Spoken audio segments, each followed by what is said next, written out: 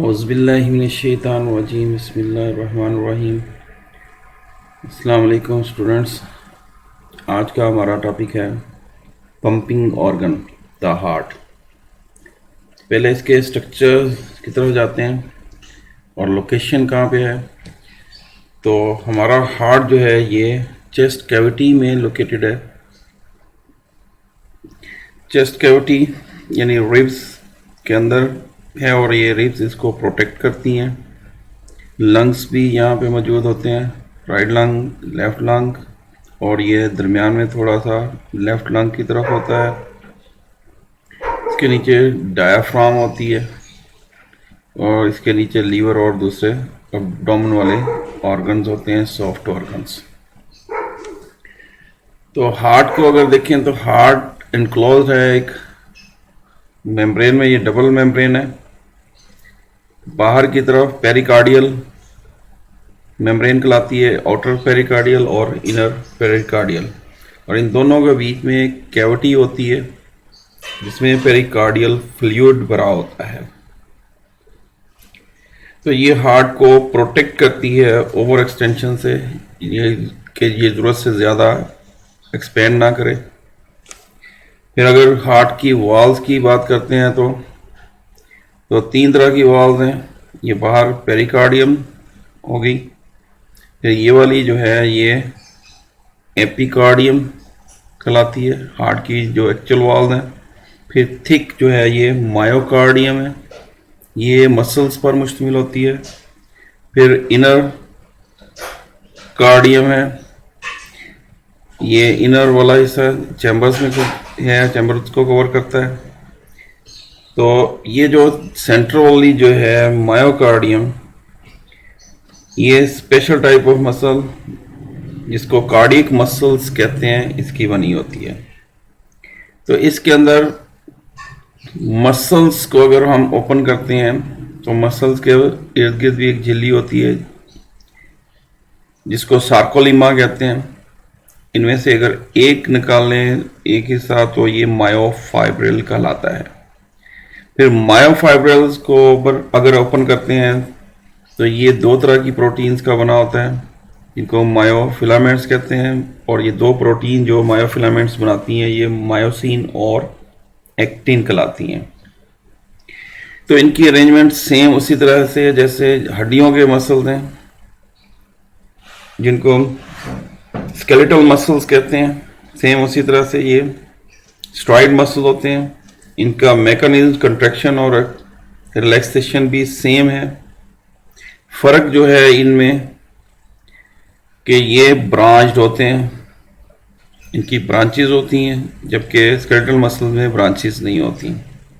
और इन ब्रांचेस में भी यहाँ पे जॉइंट्स होते हैं जिनको इंटरकलेटेड डिस्क नाम दिया जाता है,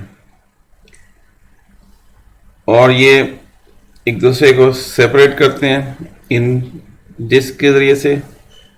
ये ऑटोमेटिकली कंट्रैक्ट होते हैं, जबकि स्केलेटल मसल जो हैं वो हमारे अंडर द विल होते हैं, जबकि ये मसल्स हमारे विल के अंदर नहीं आते, हमारी मर्जी के ताबे नहीं आते।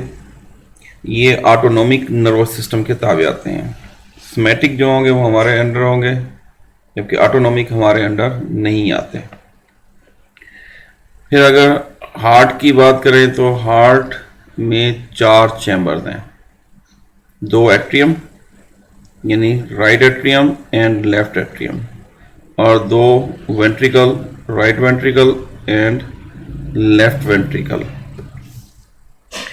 ये डबल पंप का काम करता है।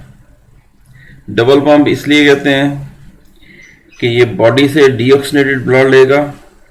हार्ट का जो राइट पार्ट है, right atrium and right ventricle, ये ब्लड को पंप करेगा लंग्स की तरफ। बॉडी से डीऑक्सीनेटेड ब्लड लेके लंग्स में जाएगा, लंग्स में ऑक्सीनेटेड ब्लड होगा यानी गैसेस एक्सचेंज होगी, और फिर हार्ट का ये left part, left atrium and left ventricle इसको रिसीव करेगा और इसको पंप करेगा बॉडी की तरफ। यहाँ पे एक्सचेंज के बाद ये डीऑक्सीनेटेड हो जाएगा और यही प्रोसेस चलेगा, यानी हार्ट का जो राइट पार्ट है ये एक पंप है और लेफ्ट पार्ट जो है ये दूसरा पंप है।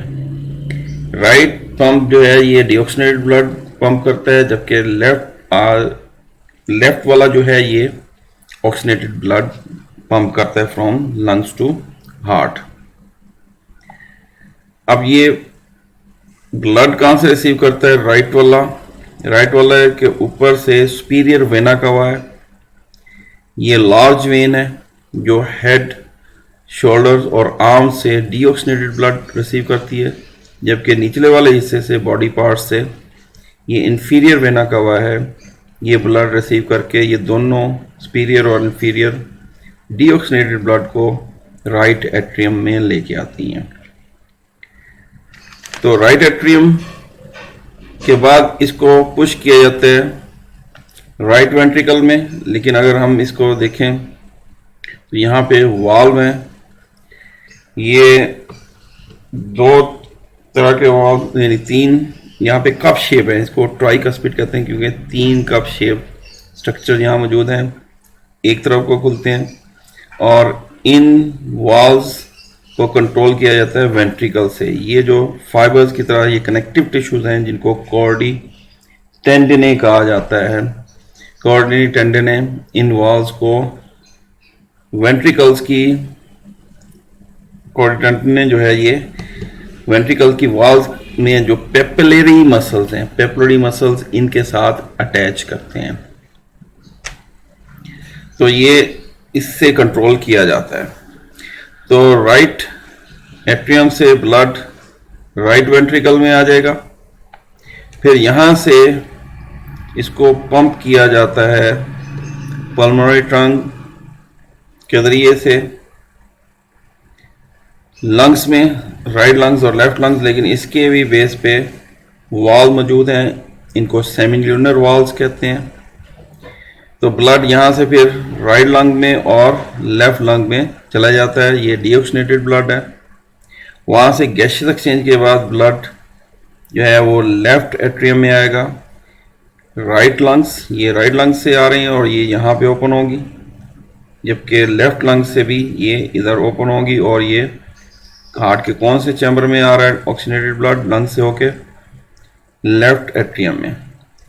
लेफ्ट एट्रियम में फिर ये यहाँ पे एट्रियम कंट्रैक्ट होगा तो ये पुश करेगा ब्लड को लेफ्ट वेंट्रिकल में।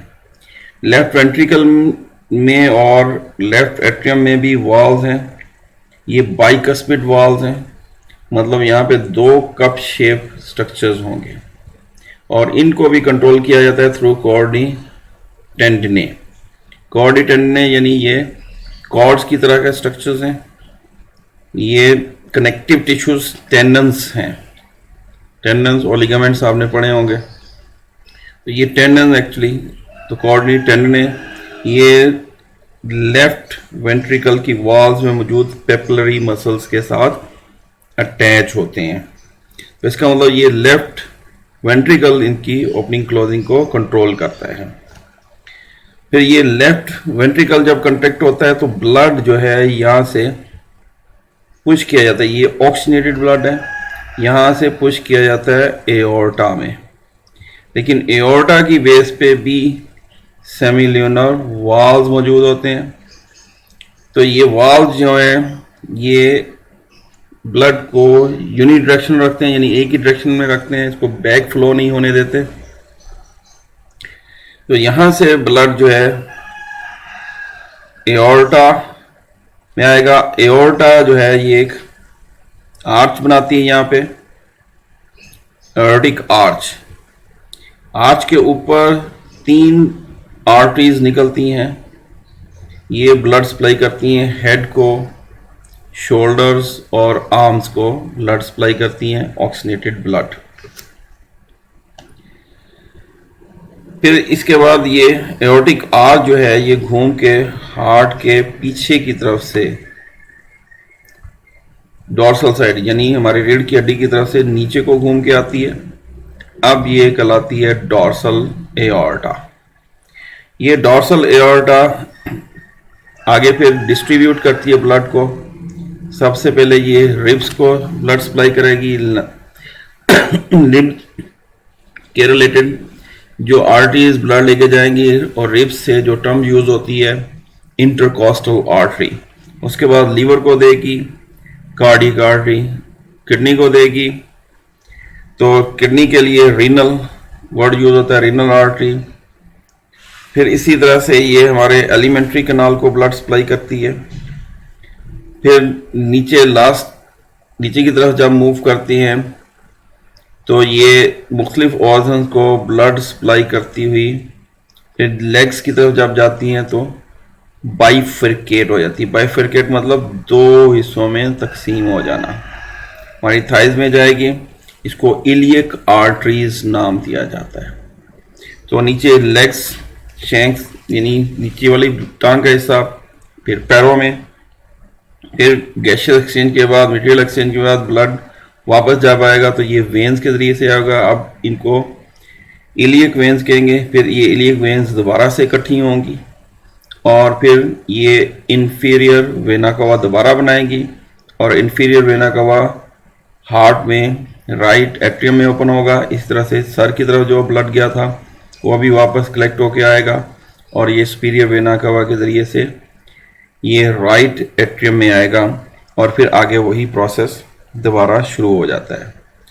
तो ये हार्ट का स्ट्रक्चर हो गया, हार्ट के चैम्बर्स हो गए, और ब्लड सर्कुलेशन ये डबल पंप का इसका फंक्शन हो गया। तो ये दो जो चैम्बर्स है ऊपर एट्रियम, ये रिलेटिवली थिन वॉल्स होती हैं, इनकी मस्कुलर वॉल है लेकिन पतली होती हैं, थिन होती हैं। लेकिन वेंट्रिकल्स की वॉल्स रिलेटिवली थिन होती है, थिक होती है, मोटी होती है।